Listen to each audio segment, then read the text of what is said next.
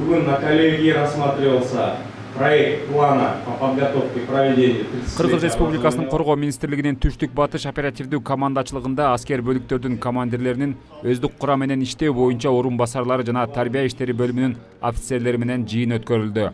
Жыйын 2022 жылдын 9 февралынан тартып 11 февралына чейин Кыргыз Республикасынын Коргоо министрлигинин тарбия иштери боюнча башкы башкармалыгынын башчысынын орун басары полковник Бакыт Жапаровдун жетекчилигинин астында уюштурулду.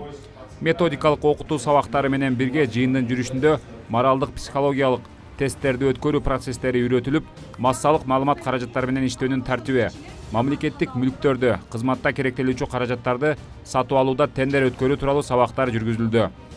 Кыргыз Республикасынын куралдуу күчтөрүнүн кызматчысы полковник Болот Келгенбаев тарабынан жетекчи иш кагаздарды өздүк курамга жеткирилиши боюнча түшүндүрмө берилди.